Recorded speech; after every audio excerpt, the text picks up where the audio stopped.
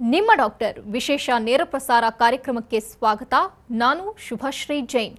ಒತ್ತಡದ ಜೀವನ, ಬದಲಾಗುತ್ತಿರುವ ಜೀವನ ಶೈಲಿ, ಜನರಿಗೆ ನೂರಾರು ಆರೋಗ್ಯ ಸಮಸ್ಯೆ. ಯಾವ ಸಮಸ್ಯೆಗೆ ಯಾವ ಚಿಕಿತ್ಸೆ ಅನ್ನೋದೇ ದೊಡ್ಡ ಚಿಂತೆ. ಇಂತಹ ಸಮಸ್ಯೆ ಇರೋರಿಗೆ ಒಂದೇ ವೇದಿಕೆಯಲ್ಲಿ ಸಿಗುತ್ತೆ ಉತ್ತರ. ಇದೇ ಟಿವಿ9ನ ವಿಶೇಷ ಕಾರ್ಯಕ್ರಮ ನಿಮ್ಮ ಡಾಕ್ಟರ್.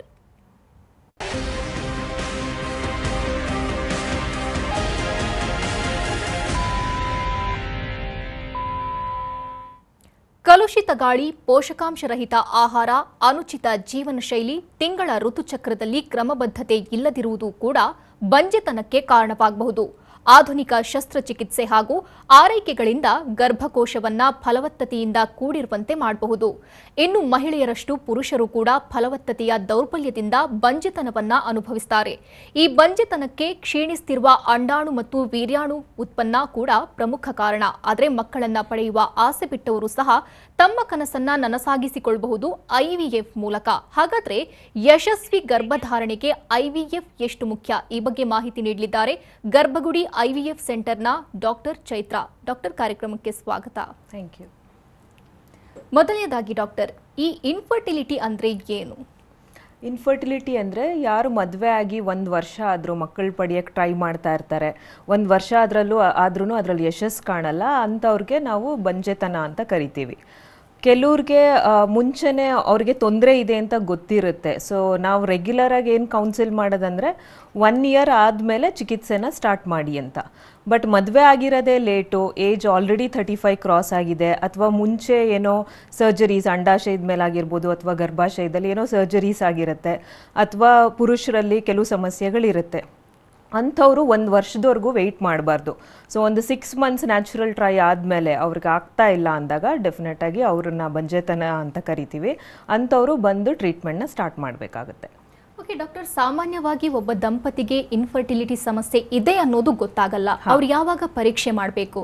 ಜೊತೆಗೆ ಪುರುಷರಲ್ಲಿ ಅಥವಾ ಮಹಿಳೆಯರಲ್ಲಿ ಯಾರಲ್ಲಿ ಸಮಸ್ಯೆ ಇದೆ ಅನ್ನೋದು ಯಾವಾಗ ಗೊತ್ತಾಗುತ್ತೆ?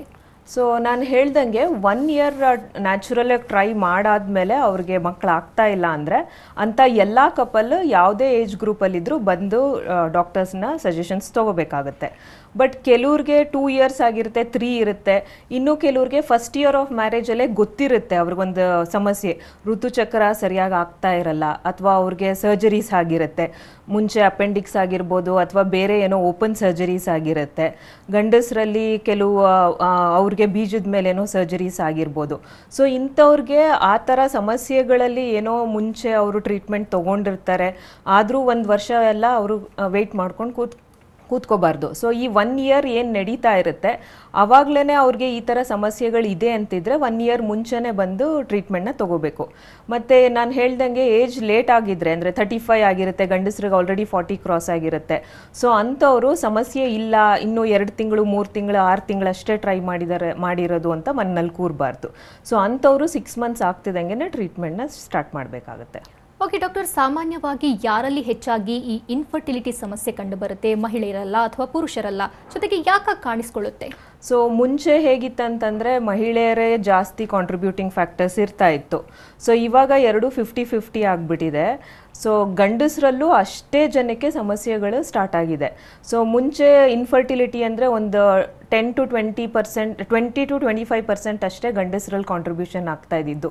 ಇವಾಗ ಆಲ್ಮೋಸ್ಟ್ 50%. ನಮಗೆ ಬರೋ ಇನ್ಫರ್ಟಿಲಿಟಿ ಕಪಲ್ಸ್ನ ನಾವು ಎವ್ಯಾಲ್ಯೂಯೇಟ್ ಮಾಡಿದಾಗ ಹೆಂಗಸರಲ್ಲಿ ತೊಂದರೆ ಇದ್ರೂ ಕಾಂಟ್ರಿಬ್ಯೂಟಿಂಗ್ ಫ್ಯಾಕ್ಟರ್ ಆಗಿ ಗಂಡಸರಲ್ಲೂ ಇರ್ಬೋದು, ಕೆಲವು ಸತಿ ಗಂಡಸರಲ್ಲಿ ತೊಂದರೆ ಇದ್ದರೆ ಕಾಂಟ್ರಿಬ್ಯೂಟಿಂಗ್ ಫ್ಯಾಕ್ಟರ್ ಹೆಂಗಸರಲ್ಲೂ ಇರ್ಬೋದು. ಸೊ ಹಾಗಾಗಿ ಇಬ್ಬರೂ ಪರೀಕ್ಷೆ ಮಾಡಿ ಏನೇನು ತೊಂದರೆಗಳಿದೆ ಅಂತ ನೋಡಿಕೊಂಡು ಎರಡಕ್ಕೂ ಅನುಗುಣವಾಗಂಗೆ ನಾವು ಟ್ರೀಟ್ಮೆಂಟ್ ಕೊಡಬೇಕಾಗುತ್ತೆ. ಓಕೆ ಡಾಕ್ಟರ್, ಇನ್ನು ಇನ್ಫರ್ಟಿಲಿಟಿ ಅನ್ನುವಂಥದ್ದು ಕಾಣಿಸಿಕೊಳ್ಳೋದಕ್ಕೆ ಕಾರಣ ಏನು? ಅದಕ್ಕೆ ಹಲವಾರು ಕಾರಣಗಳಿರುತ್ತೆ. ಫಸ್ಟು ಹೆಂಗಸರಲ್ಲಿ ಬರಬೇಕಂತ ಅಂದರೆ ಅವ್ರ ಋತುಚಕ್ರದಲ್ಲಿ ಏರ್ಪೇರಿರುತ್ತೆ, ಸರಿಯಾಗಿ ಮಂತ್ಲಿ ಪೀರಿಯಡ್ಸ್ ಆಗ್ತಾ ಇರಲ್ಲ. ಸೊ ಅಂದರೆ ಅರ್ಥ ಅವ್ರಿಗೆ ಓವ್ಯುಲೇಷನ್ಸ್ ಕರೆಕ್ಟಾಗಿ ಆಗ್ತಾ ಇರೋದಿಲ್ಲ ಅಂತ.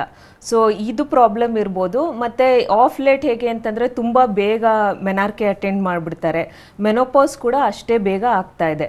ಸೊ ಅವ್ರದ್ದು ರೀಪ್ರೊಡಕ್ಟಿವ್ ಗ್ರೂಪ್ ಏನಿದೆ ಅದು ಕಡಿಮೆ ಆಗ್ತಾ ಬರ್ತಾ ಇದೆ, ಅವ್ರ ಪೊಟೆನ್ಷಿಯಲ್ ಕಡಿಮೆ ಆಗ್ತಾ ಬರ್ತಾ ಇದೆ. ಮತ್ತು ಲೈಫ್ ಸ್ಟೈಲ್ ಇರ್ಬೋದು, ಸ್ಟ್ರೆಸ್ ಇರ್ಬೋದು, ಮ್ಯಾರೇಜ್ನ ಡಿಲೇ ಮಾಡ್ತಾ ಇರ್ಬೋದು. ಸೊ ಈ ಕಾರಣಗಳಿಂದ ಅವ್ರದ್ದು ಅಂಡಾಶಯದಲ್ಲಿ ಏನು ರಿಸರ್ವ್ ಇರುತ್ತೆ ಅದು ಕೂಡ ಕಡಿಮೆ ಆಗ್ತಾ ಬರ್ತಾ ಇದೆ. ಸೊ ಓವ್ಯುಲೇಷನ್ ಪ್ರಾಬ್ಲಮ್ಸ್ ಇರ್ಬೋದು ಅಥವಾ ಮೊಟ್ಟೆಗಳಲ್ಲಿ ರಿಸರ್ವ್ ಇಶ್ಯೂಸ್ ಇರ್ಬೋದು. ಸೊ ಅದು ಬಿಟ್ಟು ಅವ್ರಿಗೆ ಟ್ಯೂಬಲ್ ಬ್ಲಾಕ್ಸ್ ಆಗಿರ್ಬೋದು, ಅದಕ್ಕೆ TB ಕಾರಣ ಇರ್ಬೋದು ಅಥವಾ ಬೇರೆ ಸೆಕ್ಷುಯಲ್ ಇನ್ಫೆಕ್ಷನ್ಸ್ ಇರಬಹುದು. ಮತ್ತು ಗರ್ಭಕೋಶದೊಳಗಡೆ ಗಡ್ಡೆಗಳಾಗಿರ್ಬೋದು, ಫೈಬ್ರಾಯ್ಡ್ಸ್ ಅಂತ ಏನು ಕರಿತೀವಿ, ಅಥವಾ TB ಆಗಿ ಎಂಡೋಮೆಟ್ರಿಯಮ್ ಏನು ಗರ್ಭಕೋಶದೊಳಗಡೆ ಪದರ ಇರುತ್ತೆ ಅದೆಲ್ಲ ಡ್ಯಾಮೇಜ್ ಆಗಿಬಿಟ್ಟು ಅವ್ರಿಗೆ ಇನ್ಫರ್ಟಿಲಿಟಿ ಆಗಿರ್ಬೋದು. ಇದು ಬಿಟ್ಟು ಜನರಲ್ ಆಗಿ ಸಿಸ್ಟಮಿಕ್ ಡಿಸಾರ್ಡರ್ಸ್ ಬಂದಾಗ ಥೈರಾಯ್ಡ್ ಸಮಸ್ಯೆ ಇರ್ಬೋದು ಅಥವಾ ಶುಗರ್ ಇರ್ಬೋದು, ಬೇರೆ ಹಾರ್ಮೋನಲ್ ಡಿಸಾರ್ಡರ್ಸ್ ಇರ್ಬೋದು. ಸೊ ಈ ಎಲ್ಲ ಕಾರಣಗಳಿಂದ ಹೆಂಗಸರಲ್ಲಿ ಇನ್ಫರ್ಟಿಲಿಟಿ ಆಗ್ಬೋದು.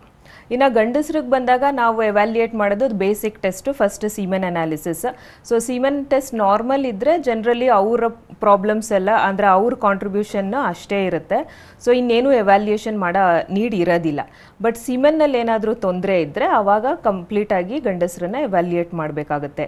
ಏನಕ್ಕೆ ಈ ಥರ ಕೌಂಟ್ ಅಥವಾ ಮೊಟಿಲಿಟಿ ಕಡಿಮೆ ಆಗಿದೆ, ಶುಗರ್ ಸಮಸ್ಯೆ ಇದೆಯಾ ಅಥವಾ ಥೈರಾಯ್ಡ್ ಸಮಸ್ಯೆ ಇದೆಯಾ, ಅಥವಾ ಅವರಿಗೆ ಸ್ಕ್ರೋಟಮಲ್ಲಿ ಏನಾದರೂ ತೊಂದರೆಗಳಿದೆಯಾ, ವ್ಯಾರಿಕೋಸಿಲ್ ಅಂತ ಕರಿತೀವಿ, ಹೈಡ್ರೋಸಿಲ್ ಅಂತ ಕರಿತೀವಿ, ಹರ್ನಿಯಾ ಆಪ್ರೇಷನ್ಸ್ ಆಗಿರ್ಬೋದು, ಮುಂಚೆ ಏನೋ ಸರ್ಜರೀಸ್ ಇನ್ಫೆಕ್ಷನ್ಸ್ ಆಗಿಬಿಟ್ಟು ಅವ್ರಿಗೆ ಟೆಸ್ಟಿಸ್ ಡ್ಯಾಮೇಜ್ ಆಗಿರ್ಬೋದು. ಸೊ ಆ ಸಮಸ್ಯೆಗಳಿಂದ ಫೈನಲಿ ವೀರ್ಯ ಕಣದಲ್ಲಿ ಸ್ವಲ್ಪ ಕುಗ್ಗಿರುತ್ತೆ. ಸೊ ಹಾಗಾಗಿ ಸಿಮೆನ್ ಅನಾಲಿಸಿಸ್ ಮಾಡ್ತಿದ್ದಂಗೆ ನೆಕ್ಸ್ಟ್ ಅವ್ರಿಗೆ ಹೇಗೆ ಎವ್ಯಾಲ್ಯೂಯೇಷನ್ ಮಾಡಬೇಕು ಅಂತ ಗೊತ್ತಾಗುತ್ತೆ. ಓಕೆ ಡಾಕ್ಟರ್, ತಾವೇ ಹೇಳ್ದಂಗೆ ಮೊದಲೆಲ್ಲ ಬಂಜೆತನ ಅಂದ ತಕ್ಷಣ ಮಹಿಳೆಯ ಸಮಸ್ಯೆ ಅಂತ ಅನ್ಕೋತಿದ್ರು. ಬಟ್ ಪುರುಷರು ಕೂಡ ಅಷ್ಟೇ ಈಕ್ವಲ್ ಆಗಿ ಕಾರಣ ಆಗಿರ್ತಾರೆ. ಇನ್ನು ಪುರುಷರಲ್ಲಿ ಇತ್ತೀಚಿನಲ್ಲಿ ಸ್ವಲ್ಪ ಜಾಸ್ತಿಯಾಗಿ ಕಂಡು ಬರ್ತಾ ಇದೆ, ಇದಕ್ಕೆ ಕಾರಣ ಏನು? ಸೊ ಮುಂಚೆ ನಾನು ಹೇಳ್ದಂಗೆ ಫಸ್ಟ್ ಆಫ್ ಆಲ್ ಟೆಸ್ಟ್ ಆಗ್ತಾ ಇರಲಿಲ್ಲ. ಸೊ ಹೆಂಗಸರಿಗೆ ಟ್ರೀಟ್ಮೆಂಟ್ ಕಂಟಿನ್ಯೂ ಮಾಡ್ತಾ ಇರೋರು. ಇವಾಗ ಓಪನ್ ಆಗಿ ಕಪಲ್ಸ್ ಇಬ್ಬರು ಬಂದು ಟೆಸ್ಟ್ ಮಾಡಿಸ್ಕೊತಾ ಇದ್ದಾರೆ. ಸೊ ಹಾಗಾಗಿ ಅವ್ರದ್ದು ಡಿಟೆಕ್ಷನ್ ರೇಟ್ಸ್ ಜಾಸ್ತಿ ಆಗಿದೆ. ಸೊ ಗಂಡಸರಲ್ಲಿ ಸಿಮೆನ್ ಟೆಸ್ಟಲ್ಲಿ ಏನಾರ ತೊಂದರೆಗಳಿದ್ದರೆ ಅವ್ರಿಗೆ ಅದು ಕಾಂಟ್ರಿಬ್ಯೂಟಿಂಗ್ ಫ್ಯಾಕ್ಟರ್, ಮೇಲ್ ಫ್ಯಾಕ್ಟರ್ ಅಂತ ಕರಿತೀವಿ. ಸೊ ರೀಸನ್ಸ್ ಯಾಕೆ ಈ ಥರ ಜಾಸ್ತಿ ಆಗ್ತಾ ಇರ್ಬೋದು ಮೇಲ್ ಕಾಂಟ್ರಿಬ್ಯೂಷನ್ ಅಂತ ಬರೋದಾದರೆ, ಚಿಕನ್ನಲ್ಲಿ ಕೆಲವು ಇನ್ಫೆಕ್ಷನ್ಸ್ ಆಗಿರ್ಬೋದು, ಅದನ್ನು ನೋಡ್ಕೊಂಡಿರೋದಿಲ್ಲ, ಸರಿಯಾಗಿ ಟ್ರೀಟ್ಮೆಂಟ್ ತೊಗೊಂಡಿರಲ್ಲ. ಸೊ ಹಾಗಾಗಿ ಅದು ಟೆಸ್ಟಿಸ್ ಮೇಲೆ ಅದು ಪ್ರಭಾವ ಬೀರುತ್ತೆ, ಅಥವಾ ಎಜಾಕ್ಯುಲೇಟರಿ ಡಕ್ಟ್ ಮೇಲೆ ಅದು ಬ್ಲಾಕೇಜಸ್ ಆಗಿರ್ಬೋದು. ಸೊ ಈ ಥರ ತುಂಬ ಕಾಮನ್ ಆಗಿ ಬರೋದಾದರೆ ಮಮ್ಸ್ ಅಂತ ಇನ್ಫೆಕ್ಷನ್ ಆಗುತ್ತೆ ಚಿಕ್ಕ ಮಕ್ಕಳಿಗೆ. ಸೊ ಅದು ಮಮ್ಸ್ ಯೂಶಲಿ ಪ್ಯಾರೋಟಿಡ್ ಗ್ಲ್ಯಾಂಡ್ ಇನ್ಫೆಕ್ಷನ್ ಅದು. ಸೊ ಅದರಿಂದ ಅವ್ರಿಗೆ ಕೆಲವು ಸತಿ ಟೆಸ್ಟಿಸ್ ಕೂಡ ಇನ್ಫೆಕ್ಟ್ ಆಗೋ ಚಾನ್ಸ್ ಇರುತ್ತೆ. ಅದು ಚಿಕ್ಕನ್ನಲ್ಲಿ ತಂದೆ ತಾಯಿಗೂ ಆ ಅರಿವಿರೋದಿಲ್ಲ. ಸೊ ಮಕ್ಳಿಗೂ ಸರಿಯಾಗಿ ಟ್ರೀಟ್ಮೆಂಟ್ ಕೊಟ್ಟಿರೋದಿಲ್ಲ. ಮತ್ತು TB ಆಗಿರ್ಬೋದು, ಈ ಥರ ಹಲವಾರು ಇನ್ಫೆಕ್ಷನ್ಸು ಟೆಸ್ಟಿಸ್ನ ಅಫೆಕ್ಟ್ ಮಾಡುತ್ತೆ. ಸೊ ಸರಿಯಾದ ಟೈಮ್ಗೆ ಅದಕ್ಕೆ ಚಿಕಿತ್ಸೆ ತೊಗೊಂಡಿದ್ರೆ ಆ ಥರ ಇರಿವರ್ಸಿಬಲ್ ಡ್ಯಾಮೇಜ್ ಆಗೋದನ್ನ ತಡೆಗಟ್ಬೋದು. ಅದು ಬಿಟ್ಟು ಇವಾಗ smoking habits, alcohol, drug intake, ಮತ್ತು ಇವಾಗ ಲೈಫ್ ಸ್ಟೈಲ್ ಮಾಡಿಫಿಕೇಷನ್ಸ್ ಅಂತ ಅಷ್ಟೇ ಹೇಳಿದ್ರು ತುಂಬ ಜಿಮ್ ಅಡಿಕ್ಟ್ಸ್ ಇರ್ತಾರೆ. ಸೊ ಆ ಜಿಮ್ಗೆ ಹೋಗಬೇಕಾದ್ರೆ ಅವರು ಸ್ಟಿರಾಯ್ಡ್ ಇಂಟೇಕ್, ಬಾಡಿ ಬಿಲ್ಡಿಂಗ್ ಆಗಿ ಸ್ಟಿರಾಯ್ಡ್ ಇಂಟೇಕ್ ಮಾಡ್ತಾರೆ. ಸೊ ಇದೆಲ್ಲ ಡೆಫಿನೆಟಿವ್ ಸಿಮೆನ್ ಇದಕ್ಕೆ ಮೇಲೆ ಪರಿಣಾಮ ಬೀಳುತ್ತೆ. ಅಂದರೆ ಸಿಮೆನ್ ಸ್ಪರ್ಮ್ಸ್ ಏನು ಪ್ರೊಡಕ್ಷನ್ ಆಗಬೇಕು ಅದ್ರ ಮೇಲೆ ಡೈರೆಕ್ಟ್ ಎಫೆಕ್ಟ್ ಇರುತ್ತೆ. ಸೊ ಈಗ ಟೆಸ್ಟೋಸ್ಟಿರಾನ್ ಇಂಜೆಕ್ಷನ್ಸ್ ಏನು ತೊಗೊತಾರೆ for body building and all, ಅದೆಲ್ಲ ಡೈರೆಕ್ಟಾಗಿ ಟೆಸ್ಟಿಸ್ನ ಇನ್ಹಿಬಿಟ್ ಮಾಡಿಬಿಟ್ಟು ಅವ್ರಿಗೆ ಸಿಮೆನ್ ಪ್ರೊಡಕ್ಷನ್ನ ಕಡಿಮೆ ಮಾಡಿಬಿಡುತ್ತೆ. ಸೊ ಇದ್ರದ್ದು ಅರಿವು ಗಂಡಸರಿಗೆ ಇರೋದಿಲ್ಲ. ಸೊ ಹಾಗಾಗಿ ಜಿಮ್ಗೋಸ್ಕರ ಆಗಿರ್ಬೋದು, ಆ ಬೇರೆ ಕಾರಣಗಳಿಂದ ಲೈಫ್ ಸ್ಟೈಲು, ಡ್ರಗ್ ಅಡಿಕ್ಷನ್ ಇರ್ಬೋದು, ಇದೆಲ್ಲ ಮುಂದುವರಿಸಿರ್ತಾರೆ. ಅದೆಲ್ಲ ಅವರಿಗೆ ಆಲ್ಮೋಸ್ಟ್ ಇರ್ರಿವರ್ಸಿಬಲ್ ಡ್ಯಾಮೇಜ್ ಆದಾಗ್ಲೇ ಗೊತ್ತಾಗೋದು ಇಷ್ಟು ಮಟ್ಟಕ್ಕೆ ಅದು ಅಫೆಕ್ಟ್ ಆಗ್ತಾ ಇದೆ ಅಂತ. ಓಕೆ ಡಾಕ್ಟರ್, ಇನ್ನು ಪುರುಷರಲ್ಲಿ ಸಮಸ್ಯೆ ಕಂಡು ಬಂದರೆ ಯಾವ ಟ್ರೀಟ್ಮೆಂಟ್ ತಾವು ಕೊಡ್ತೀರಾ? ಜೊತೆಗೆ ಯಾವ ರೀತಿಯಾದಂಥ ಪರೀಕ್ಷೆಗಳನ್ನು ಅವ್ರು ಮಾಡಿಸ್ಬೇಕಾಗತ್ತೆ? ಸೊ ನಾನು ಹೇಳ್ದಂಗೆ ಫಸ್ಟ್ ಬೇಸಿಕ್ಕಾಗಿ ನಾವು ಅವ್ರನ್ನ ಸಬ್ಜೆಕ್ಟ್ ಮಾಡೋದು ಸಿಮೆನ್ ಟೆಸ್ಟಿಗೆ. ಸಿಮೆನ್ ಟೆಸ್ಟಲ್ಲಿ ತೊಂದರೆ ಇದ್ದರೆ ಮಾತ್ರ ಏನಕ್ಕೆ ಈ ಸಮಸ್ಯೆ ಇರಬಹುದು ಅಂತ ಶುಗರ್ ಆಗಿರ್ಬೋದು, ಥೈರಾಯ್ಡ್, ಅವ್ರ ಹಾರ್ಮೋನ್ ಪ್ರೊಫೈಲ್ ಮಾಡ್ತೀವಿ. ಮತ್ತು ಸ್ಕ್ರೋಟಲ್ ಸ್ಕ್ಯಾನ್ ಮಾಡಿಸಿ ಅವ್ರದ್ದು ಬ್ಲಡ್ ಸಪ್ಲೈ ಎಲ್ಲ ಕರೆಕ್ಟ್ ಇದೆಯಾ, ಅಥವಾ ಅಲ್ಲೇನಾದರೂ ಅವ್ರಿಗೆ ಊತಗಳು ಹಾಕ್ಬಿಟ್ಟು ವ್ಯಾರಿಕೋಸೀಲ್ ಏನಾರ ಹಾಕ್ಬಿಟ್ಟು ಈ ಥರ ಸಿಮೆನ್ ಪ್ರೊಡಕ್ಷನ್ ಅಫೆಕ್ಟ್ ಆಗ್ತಿದೆಯಾ ಅನ್ನೋದನ್ನ ಎವ್ಯಾಲ್ಯೂಯೇಟ್ ಮಾಡ್ತೀವಿ. ಮತ್ತು ಸಿಮೆನಲ್ಲಿ ಪ್ರಾಬ್ಲಮ್ ಇತ್ತು ಅಂತಂದರೆ ಯಾವ ಥರ ಟ್ರೀಟ್ಮೆಂಟ್ನ ಸಜೆಸ್ಟ್ ಮಾಡಿ ಅದು ಅವ್ರ ಕೌಂಟ್, ಅವ್ರ ಮೊಟಿಲಿಟಿ ಮೇಲೆ ಡಿಪೆಂಡ್ ಆಗುತ್ತೆ. ಯೂಶಲಿ ಒಂದು ಸಿಮೆಂಟ್ ಟೆಸ್ಟ್ ಮೇಲೆ ನಾವು ಯಾವ ಡಿಸಿಷನ್ಸು ತೊಗೊಳ್ಳಲ್ಲ. 2 ಸಿಮೆಂಟ್ ಟೆಸ್ಟ್ ಯಾವ ಥರ ಇರುತ್ತೆ, ಯಾವ ಕೌಂಟು ಮೊಟಿಲಿಟಿ ಇದೆ ಅನ್ನೋದ್ರ ಮೇಲೆ ಅವ್ರದ್ದು ಟ್ರೀಟ್ಮೆಂಟ್ ಡಿಸೈಡ್ ಆಗುತ್ತೆ. ಫಸ್ಟ್ ಯಂಗ್ ಇದ್ದರೆ ರಿವರ್ಸಿಬಲ್ ಆಗಿ ಏನಾದರೂ ನಾವು ಮಾಡೋ ಅಂಥದ್ದು, ಅಂದರೆ ಅವ್ರಿಗೆ ಇನ್ಫೆಕ್ಷನ್ ಇದ್ದರೆ ಇನ್ಫೆಕ್ಷನ್ ಟ್ರೀಟ್ ಮಾಡೋದು, ವ್ಯಾರಿಕೋಸೀಲ್ ಇದ್ದರೆ ವ್ಯಾರಿಕೋಸೀಲ್ ಸರ್ಜರಿ ಆಫರ್ ಮಾಡ್ತೀವಿ. ಮತ್ತು ಕೆಲವೊಂದು ಮೆಡಿಕೇಷನ್ಸ್ ಆ್ಯಂಟಿ ಆಕ್ಸಿಡೆಂಟ್ಸ್ ಅಂತೆಲ್ಲ ಇರುತ್ತೆ ಕೌಂಟ್ ಮೊಟಿಲಿಟಿನ ಇಂಪ್ರೂವ್ ಮಾಡೋಕ್ಕೆ. ಬಟ್ ಅಗೇನ್ ಹೆಂಡ್ತಿದು ಏನಿದೆ ಏಜು, ಎಷ್ಟು ವರ್ಷ ಇನ್ಫರ್ಟಿಲಿಟಿ ಇದೆ, ಏನು ಟ್ರೀಟ್ಮೆಂಟ್ ಮುಗಿಸಿದ್ದಾರೆ ಅಂತ ನೋಡಿಕೊಂಡು IUI ಅಥವಾ IVF ಟ್ರೀಟ್ಮೆಂಟ್ನ ಅವ್ರಿಗೆ ಆಫರ್ ಮಾಡ್ತೀನಿ. ಸೊ ನಾವು ಹೇಳ್ದಂಗೆ ಸುಮಾರು ಜನಕ್ಕೆ ಹೆಂಗಸರಿಂದನೂ ಕಾಂಟ್ರಿಬ್ಯೂಟಿಂಗ್ ಫ್ಯಾಕ್ಟರ್ಸ್ ಇರುತ್ತೆ. ಸೊ ಇಬ್ಬರಲ್ಲೂ ಸಮಸ್ಯೆಗಳನ್ನ ನೋಡಿಕೊಂಡು ಅದು IVF IUI ಅಂತ ಡಿಸೈಡ್ ಆಗುತ್ತೆ. ಸೊ IUIಗೆ ಬರಬೇಕಂದ್ರೆ ಒಂದು 10 ಮಿಲಿಯನ್ ಆದರೂ ಕೌಂಟ್ ಇರಬೇಕು, ವೈಫ್ ಕಂಪ್ಲೀಟಾಗಿ ನಾರ್ಮಲ್ ಇರಬೇಕು, ಈ ಥರ ಎಲ್ಲ ನೋಡ್ಕೊಂಡು IUI ಟ್ರೀಟ್ಮೆಂಟ್. ಸೊ IUIನಲ್ಲಿ ಏನಾಗುತ್ತೆ, ನಮ್ದು ಕೌಂಟ್ ಮೊಟಿಲಿಟಿನ ಎನ್ಹ್ಯಾನ್ಸ್ ಮಾಡಿ ಸ್ಪರ್ಮ್ಸ್ನ ಫೆಲೋಪಿಯನ್ ಟ್ಯೂಬ್ಸ್ಗೆ ತುಂಬ ಕ್ಲೋಸ್ ಆಗಿ ಬಿಟ್ಟಿರ್ತೀವಿ. ಸೊ ಹಾಗಾಗಿ ಏನು ಸ್ವಲ್ಪ ಸಮಸ್ಯೆಗಳಿರುತ್ತೆ ಕೌಂಟ್ ಮೊಟಿಲಿಟಿನಲ್ಲಿ, ಅದು we can overcome in that. ಇನ್ನು IVF ಆಫರ್ ಮಾಡೋದು ಫಾರ್ ಮೇಲ್ ಫ್ಯಾಕ್ಟರ್ಗೆ ಅಂದರೆ ಜನರಲ್ ಆಗಿ ಅದು ICSI ಟ್ರೀಟ್ಮೆಂಟ್ ಅಂತ ಕರಿತೀವಿ, ಇಂಟ್ರಾಸೈಟೋಪ್ಲಾಸ್ಮಿಕ್ ಸ್ಪರ್ಮ್ ಇಂಜೆಕ್ಷನ್ ಅಂತ. ಯಾಕೆಂದರೆ ಇವ್ರಿಗಿರೋದು ಕೌಂಟ್ ಮೊಟಿಲಿಟಿ ಅಥವಾ ಶೇಪಲ್ಲಿ ಏನೋ ತೊಂದರೆಗಳಿರುತ್ತೆ. ಸೊ ಅಂಥದ್ದು ಇದ್ದಾಗ ಸ್ವಲ್ಪ ಅಡ್ವಾನ್ಸ್ಡ್ ಟ್ರೀಟ್ಮೆಂಟ್ ಆಫರ್ ಮಾಡಬೇಕಾಗುತ್ತೆ. ಸೊ ಸ್ಪರ್ಮ್ನ ಹೈ ಮ್ಯಾಗ್ನಿಫೈಡ್ ಲೆನ್ಸಲ್ಲಿ ಸೆಲೆಕ್ಟ್ ಮಾಡಿ ಅದನ್ನು ಎಗ್ಗಿಗೆ ಇಂಜೆಕ್ಟ್ ಮಾಡಬೇಕಾಗುತ್ತೆ. ಸೊ ಆಗ ಅವ್ರಿಗೆ ಏನು ಕೌಂಟ್ ಮೊಟಿಲಿಟಿ ಸಮಸ್ಯೆ, ಶೇಪ್ ಸಮಸ್ಯೆ ಇದ್ರೂ ಫರ್ಟಿಲೈಸೇಷನ್ ಆಗಿ ಭ್ರೂಣ ಆಗುತ್ತೆ, ಅದು ಪ್ರೆಗ್ನೆನ್ಸಿ ಕೊಡುತ್ತೆ. ಓಕೆ ಡಾಕ್ಟರ್, ಇನ್ನು IVF ಚಿಕಿತ್ಸೆ ಅನ್ನುವಂಥದ್ದು ಮಹಿಳೆ ಮತ್ತು ಪುರುಷ ಇಬ್ಬರಿಗೂ ಕೂಡ ಸೂಟ್ ಆಗುತ್ತಾ? ಡೆಫಿನೆಟ್ ಆಗಿ ಆಗುತ್ತೆ. IVF ಟ್ರೀಟ್ಮೆಂಟ್ ಆಫರ್ ಮಾಡೋದೇ ಒಂದು ಇಂಡಿಕೇಶನ್ ಮೇಲೆ. ಅದು ಇಂಡಿಕೇಶನ್ಸ್ ಬಂದು ಗಂಡಸರು ಹೆಂಗಸರು ಇಬ್ಬರಲ್ಲೂ ಇರಬಹುದು ಕಾರಣಗಳು, ಅಥವಾ ಹೆಂಗಸರಲ್ಲಿ ಇರ್ಬೋದು ಗಂಡಸರಲ್ಲಿ ಇರ್ಬೋದು. ಸೊ ಡೆಫಿನೆಟ್ ಆಗಿ ಇಬ್ರಿಗೂ ಅದು ಸೂಟ್ ಆಗುತ್ತೆ. ಯಾವ ಇಂಡಿಕೇಶನ್ ಮೇಲೆ ಅದನ್ನು ಮಾಡಿರ್ತೀವಿ ಅನ್ನೋದ ಮೇಲೆ ಡಿಪೆಂಡ್ ಆಗುತ್ತೆ. ಈಗ ಹೆಂಗಸ್ರಿಗೆ ಬಂದರೆ IVFಗೆ ಡೆಫಿನೆಟಿವ್ ಇಂಡಿಕೇಶನ್ ಅಂತಂದರೆ ಟ್ಯೂಬ್ ಬ್ಲಾಕ್ಸ್ ಆಗಿರೋದು. ಸೊ 2 ಟ್ಯೂಬ್ ಬ್ಲಾಕ್ ಆಗಿದ್ದಾಗ ಬೇರೆ ಫರ್ಟಿಲೈಸೇಷನ್ ಆಗೋಕ್ಕೆ ಬೇರೆ ಎಲ್ಲೂ ಜಾಗ ಇರೋದಿಲ್ಲ. ಸೊ ಹಾಗಾಗಿ IVF ಮಾಡಬೇಕಾಗುತ್ತೆ. ಇನ್ನು ಪ್ರೀವಿಯಸ್ IUI ಫೇಲ್ಯೂರ್ಸ್ ಆಗಿದ್ದರೆ ಅಥವಾ ಎಗ್ ರಿಸರ್ವ್ ತುಂಬ ಕಡಿಮೆ ಇದ್ದರೆ, ಸೊ ಈ ಥರ ಎಲ್ಲ ಇದ್ದಾಗ ಹೆಂಗಸರಿಗೆ IVF ಮಾಡಬೇಕಾಗುತ್ತೆ. ಇನ್ನು ಗಂಡಸರಿಗೆ IVF ಮಾಡೋದು ಕೌಂಟ್ ಮೊಟಿಲಿಟಿ ಕಡಿಮೆ ಇದ್ದಾಗ, ಪ್ರೀವಿಯಸ್ IUI ಫೇಲ್ಯೂರ್ ಆಗಿರ್ಬೋದು. So generally male factor indication ಒಂದೇ ಇದ್ದರೆ ICSI ಟ್ರೀಟ್ಮೆಂಟ್ನ ಆಫರ್ ಮಾಡ್ತೀವಿ. ಓಕೆ ಡಾಕ್ಟರ್, ಮತ್ತಷ್ಟು ಮಾಹಿತಿ ತಮ್ಮಿಂದ ಪಡಿತೇನೆ. ಡಾಕ್ಟರ್, ನಾವು ಇನ್ಫರ್ಟಿಲಿಟಿ ಬಗ್ಗೆ ಮಾತನಾಡ್ತಾ ಇದ್ವಿ, ಇನ್ನು ಫ್ಯಾಕ್ಟರ್ಸ್ ಆಫ್ IVF ಸಕ್ಸಸ್ ಬಗ್ಗೆ ಹೇಳೋದಾದರೆ ಹೇಗೆ? ಸೊ IVF ಸಕ್ಸಸ್ ರೇಟ್ಸ್ಗೆ ತುಂಬ ಕಾರಣಗಳಿರುತ್ತೆ. ಫಸ್ಟ್ ಆಫ್ ಆಲ್ ಬೇಸಿಕ್ ಆಗಿ ಏಜ್ ಆಫ್ ದ ಕಪಲ್ ತುಂಬ ಇಂಪಾರ್ಟೆಂಟ್. ಯಾವ ಏಜಲ್ಲಿ IVF ಮಾಡಿಸ್ತಾ ಇದ್ದಾರೆ ಅಂತ. ಸುಮಾರು ಜನಕ್ಕೆ ಮಿಸ್ಕನ್ಸೆಪ್ಷನ್ ಇರುತ್ತೆ, ಯಂಗ್ ಏಜ್ ಅಂತಂದರೆ ಲೋವರ್ ಫಾರ್ಮ್ ಆಫ್ ಟ್ರೀಟ್ಮೆಂಟ್ಸ್ ತೊಗೋಬೇಕು. IVFನ ತುಂಬ ಲೇಟಾಗೇ ಡಾಕ್ಟರ್ಸ್ ಕೂಡ ಅದೇ ಥರ ಲೇಟಾಗಿ ಆಫರ್ ಮಾಡಬೇಕು, ಒಂದು ಏಜ್ ಕ್ರಾಸ್ ಆದಮೇಲೆ ಮಾಡಬೇಕು, ಈ ಥರ ಎಲ್ಲ ಮಿತ್ಸ್ ಇರುತ್ತೆ ಜನರ ಮೈಂಡಲ್ಲಿ. ಕೆಲವೊಂದು ಸತಿ ಈ ಥರನೂ ಆಗುತ್ತೆ, 1 ಇಯರ್ 1.5 ಇಯರ್ ಮ್ಯಾರಿಡ್ ಲೈಫಲ್ಲಿ ಬಂದಾಗ ನಾವು ಎಷ್ಟೋ ಪೇಷಂಟ್ಸ್ಗೆ ಡೈರೆಕ್ಟ್ IVF ಕೂಡ ಸಜೆಸ್ಟ್ ಮಾಡ್ತೀವಿ. ಸೊ ನಾನು ಹೇಳ್ದಂಗೆ IVFಗೆ ಸ್ಪೆಸಿಫಿಕ್ಕಾಗಿ ಕೆಲವು ಇಂಡಿಕೇಷನ್ಸ್ ಇರುತ್ತೆ. ನೀವು ಆ ಕಪಲ್ ಆ ಥರ ಇಂಡಿಕೇಷನ್ಸಲ್ಲಿ ಇನ್ಫರ್ಟಿಲಿಟಿ ಇದ್ದಾಗ ನಾವು ಡೆಫಿನೆಟಾಗಿ ಅವ್ರಿಗೆ IVFನ ಫಸ್ಟೇ ಆಫರ್ ಮಾಡಿರ್ತೀವಿ. ಸೊ ಏಜ್ ಅನ್ನೋದು ಅಷ್ಟು ಇಂಪಾರ್ಟೆಂಟ್ ಇರುತ್ತೆ IVF ಸಕ್ಸಸ್ ರೇಟ್ಸ್ಗೆ. So younger the age couple ಚಿಕ್ಕ ವಯಸ್ಸವರಾಗಿದ್ದರೆ ಅವರಿಗೆ IVF ಸಕ್ಸಸ್ ರೇಟ್ಸ್ ಬೆಸ್ಟ್ ಇರುತ್ತೆ. ಸೊ ಏಜ್ ಅಡ್ವಾನ್ಸ್ ಆಗ್ತಾ ಆಗ್ತಾ ಸಕ್ಸಸ್ ರೇಟ್ಸ್ ಕೂಡ ಕಡಿಮೆ ಆಗ್ತಾ ಬರುತ್ತೆ. ಇನ್ನು ಯಾವ ಇನ್ಫರ್ಟಿಲಿಟಿ ಸಮಸ್ಯೆಗೆ ಇವ್ರಿಗೆ IVF ಮಾಡ್ತಾ ಇದ್ದೀವಿ ಅದು ಒಂದು ಇಂಪಾರ್ಟೆಂಟ್ ಇರುತ್ತೆ. ಸೊ ಫೆಲೋಪಿಯನ್ ಟ್ಯೂಬ್ಸಿಗೆ ನಾವು ಬ್ಲಾಕಿಗೆ IVF ಮಾಡ್ತಾ ಇದ್ರೆ ಡೆಫಿನೆಟಾಗಿ ಅಂಥ ಪೇಷಂಟ್ಸ್ಗೆ ಸಕ್ಸಸ್ ರೇಟ್ಸ್ ಕೂಡ ತುಂಬ ಜಾಸ್ತಿ ಇರುತ್ತೆ. ಯಾಕೆಂದರೆ ಅವ್ರದ್ದು ಎಗ್ ಕೌಂಟ್, ಸ್ಪರ್ಮ್ ಕೌಂಟ್ ಇದೆಲ್ಲ ನಾರ್ಮಲ್ ಇರುತ್ತೆ. ಸೊ ಹಾಗಾಗಿ ಯಾವ ಇನ್ಫರ್ಟಿಲಿಟಿ ಫ್ಯಾಕ್ಟರ್ ಅನ್ನೋದು ಮ್ಯಾಟ್ರ್ ಆಗುತ್ತೆ.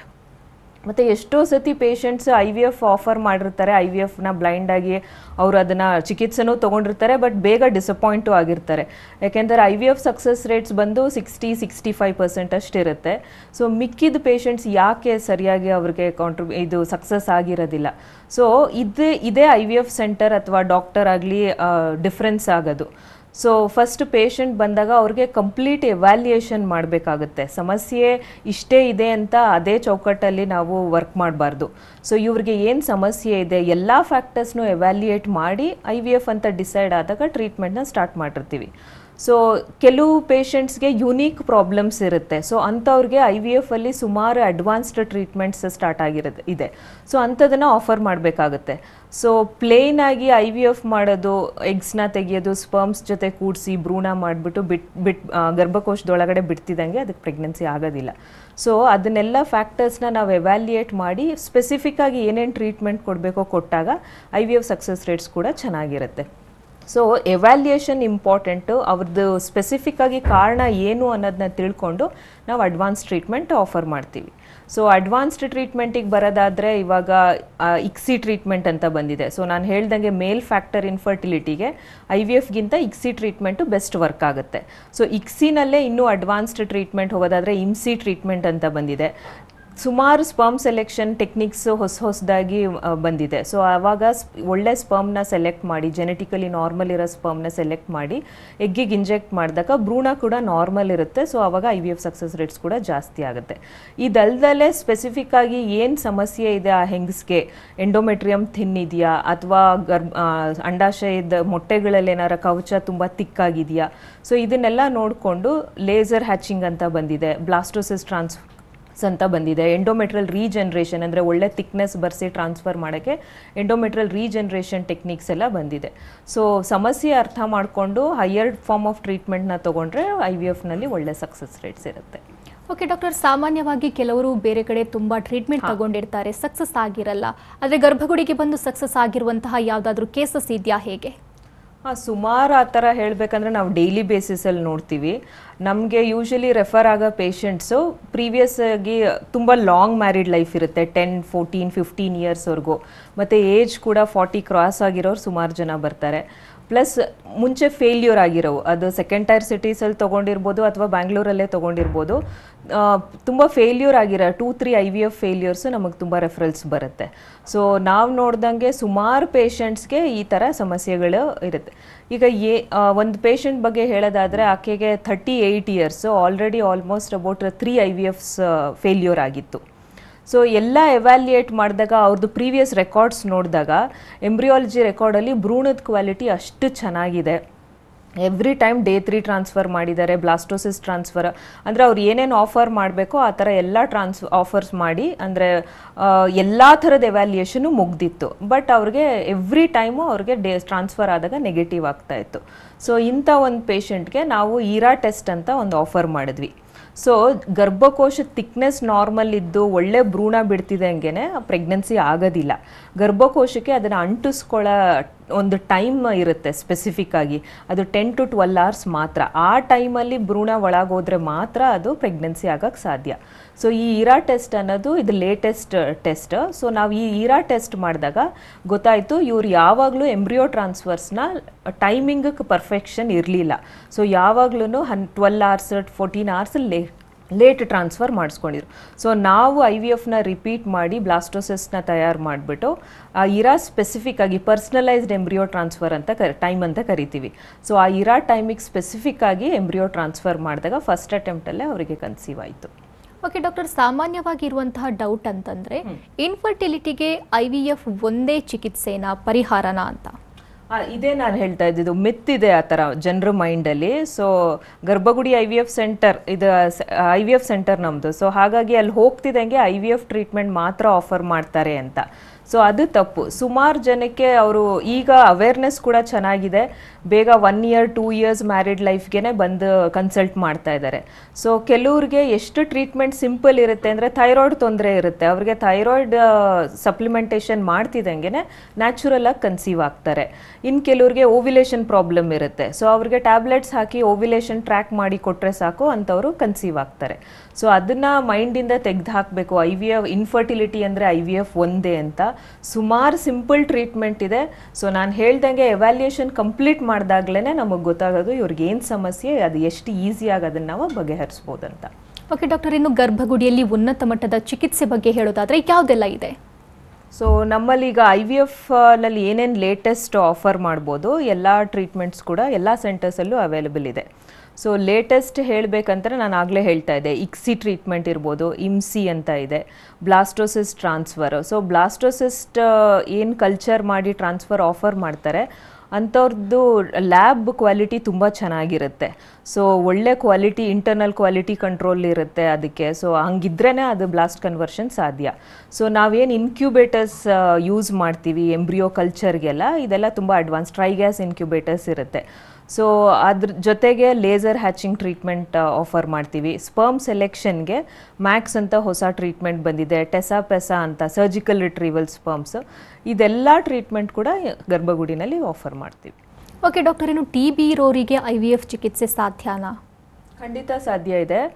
ಎಷ್ಟೋ ಜನಕ್ಕೆ TB ಅನ್ನೋದು ಒಂದು ಸೈಲೆಂಟ್ ಡಿಸೀಸ್, ಅವ್ರಿಗೆ ಇದೆ ಅಂತ ಕೂಡ ಅವ್ರಿಗೆ ಗೊತ್ತಿರಲ್ಲ. ಯೂಶಲಿ ಶ್ವಾಸಕೋಶ TB ಆದರೆ ಕಾಫ್ ಬಂದು ಅವ್ರಿಗೆ ಗೊತ್ತಾಗುತ್ತೆ, ಅವ್ರು ಅದ್ರ ಪ್ರಕಾರ ಟ್ರೀಟ್ಮೆಂಟ್ ತೊಗೊಂಡಿರ್ತಾರೆ. ಬಟ್ ಜೆನಿಟಲ್ TB ಅಂದರೆ ಗರ್ಭಾಶಯಕ್ಕೆ ಅಥವಾ ಅಂಡಾಶಯಕ್ಕೆ TB ಆದಾಗ ಅವ್ರಿಗೆ ಅಷ್ಟು ಇದು ಸಿಂಪ್ಟಮ್ಸ್ ಬಂದಿರಲ್ಲ. ಸೊ ಅಂಥವರು ಅದು ಅನ್ಡಿಟೆಕ್ಟ್ ಆಗಿ ಹೋಗಿರುತ್ತೆ. ಸೊ ನಾವು ಬಿಕಾಸ್ ಅದು ಎಷ್ಟು ಸಮಸ್ಯೆ ಕಾಮನ್ ಇದೆ ಅಂತಂದರೆ ರೊಟೀನಾಗಿ ಜೆನಿಟಲ್ TB ಟೆಸ್ಟಿಂಗ್ ಮಾಡ್ತೀವಿ. ಸೊ ಅದು ಟೆಸ್ಟ್ ಮಾಡಿದಾಗ ಅವ್ರಿಗೆ TB ಟ್ರೀಟ್ಮೆಂಟ್ ಕೊಟ್ಟು IVF ಸ್ಟಾರ್ಟ್ ಮಾಡ್ತೀವಿ. ಅದು ಡಿಟೆಕ್ಟ್ ಆಗೋಷ್ಟೊತ್ತಿಗೆ ಗರ್ಭಕೋಶದೊಳಗಡೆ ಎಷ್ಟು ಡ್ಯಾಮೇಜ್ ಆಗಿರುತ್ತೆ ಅಂತಂದರೆ ಅಂಥವ್ರಿಗೆ ಈಗ ಎಂಡೋಮೆಟ್ರಿಯಲ್ ರೀಜೆನ್ರೇಷನ್ ಪ್ರೊಸೀಜರ್ಸ್ ಅಂತ ಬಂದಿದೆ. ಅಂದರೆ ಅವ್ರಿಗೆ ಮೇನ್ ಸಮಸ್ಯೆ ಕನ್ಸೀವ್ ಆಗೋದಕ್ಕೆ ಎಂಡೋಮೆಟ್ರಿಯಮ್ ಚೆನ್ನಾಗಿ ಬೆಳೀತಾ ಇರಲ್ಲ. ಸೊ PRP ಅಂತ ಬಂದಿದೆ, ಬ್ಯಾಪ್ಸಿ ಟ್ರೀಟ್ಮೆಂಟ್ ಅಂತ ಬಂದಿದೆ. ಸೊ ಅದೆಲ್ಲ ಕೊಟ್ಟಾಗ ಎಂಡೋಮೆಟ್ರಿಯಮ್ ಚೆನ್ನಾಗಿ ರೀಜೆನ್ರೇಟ್ ಆಗಿ ಮೊದಲಿನ ಥರ ಒಳ್ಳೆ ಥಿಕ್ನೆಸ್ ಬರುತ್ತೆ. ಆವಾಗ ಪ್ರೆಗ್ನೆನ್ಸಿ ಸುಮಾರು ಜನಕ್ಕೆ ಫಾಲೋಯಿಂಗ್ TB ಟ್ರೀಟ್ಮೆಂಟ್ ನ್ಯಾಚುರಲ್ ಆಗಿ ಕೂಡ ಕನ್ಸೀವ್ ಆಗುತ್ತೆ. ಓಕೆ ಡಾಕ್ಟರ್, ಇನ್ಫರ್ಟಿಲಿಟಿ ಬಗ್ಗೆ ಸಾಕಷ್ಟು ಮಾಹಿತಿ ವಿಚಾರಗಳನ್ನು ಹಂಚಿಕೊಂಡ್ರಿ. Thank you so much. Thank you. ಇನ್ನು ವೀಕ್ಷಕರೇ, ಡಾಕ್ಟರನ್ನ ನೇರವಾಗಿ ಭೇಟಿಯಾಗಬೇಕು ಅಂದರೆ ಅಡ್ರೆಸ್ ಪ್ಲೇಟ್ ಇಂತಿದೆ. Garbhagudi IVF centre, Hanumanthanagar, Jayanagar, Kalyananagar, Electronic City ಮತ್ತು ಮಾರತಳ್ಳಿ. ದೂರವಾಣಿ ಸಂಖ್ಯೆ 8800000909, ಮತ್ತೊಂದು ಸಂಖ್ಯೆ 9591601113, ಮತ್ತೊಂದು ಸಂಖ್ಯೆ 9148499992. ಇದು ಇವತ್ತಿನ ನಿಮ್ಮ ಡಾಕ್ಟರ್. ನಿರಂತರ ಸುದ್ದಿಗಾಗಿ ನೋಡ್ತಾ ಇರಿ TV9.